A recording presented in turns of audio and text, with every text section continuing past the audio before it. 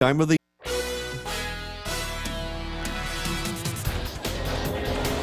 Good evening. I'm here live at the Adirondack Bank Center where the weather outside was frightful, but being here inside the Aud is just oh so delightful. The Comets take on the Bridgeport Islanders in the second of a 3-game homestand on Hockey Night in Utica. It's one of 7 games that the Comets have remaining here in this calendar year.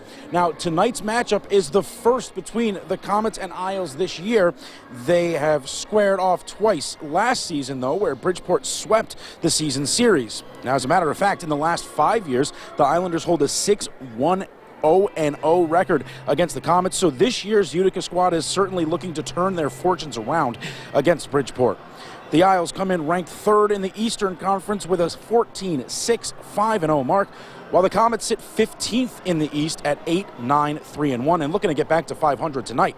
Utica is coming off a tough loss to North Division rival Laval Rocket the last time out on Wednesday and have now dropped 2 straight since securing their first winning streak of the season with 2 straight victories.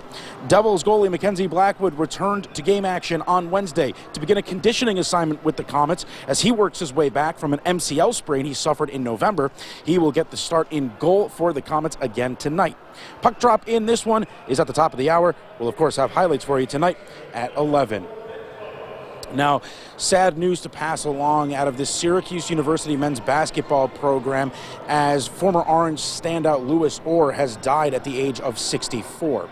Now, Orr was part of Jim Boeheim's first recruiting class when he took over the program ahead of the 1976-77 season.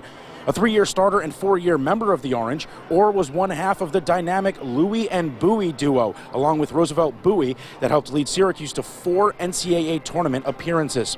The Cincinnati native was named to the inaugural All-Big East First Team and All-Big East Tournament Team, as well as being named an All-American Honorable Mention for the 1979-80 season.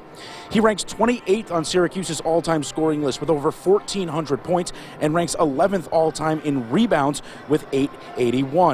After his Cuse days, Orr played 8 seasons in the NBA, 6 for the New York Knicks, before becoming a highly successful college coach in his own right. He's a part of Syracuse's All-Century team, and his number was retired by the Orange in 2015. Now, just a note, with the weather outside wiping out the entire high school sports slate tonight, there is no Sports Express, so it'll just be a regular old sports block here in News Channel 2 at 11. But I will have highlights, of course, here tonight from the Comets and the Isles. Hockey Night in Utica. The puck drops at 7 p.m. I'll see you tonight at 11. News Channel 2 at 6. We'll wrap up after the break.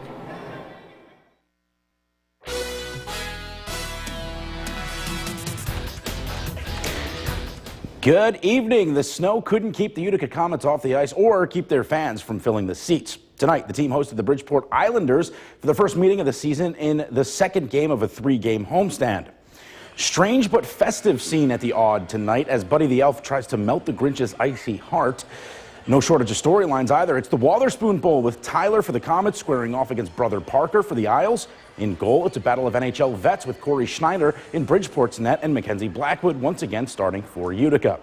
In the first, Schneider getting the game's first big test, stops the one-timer from Brian Pino in the slot, then denies Nolan Foote with a great stick save on the rebound. 23 saves in the game for him.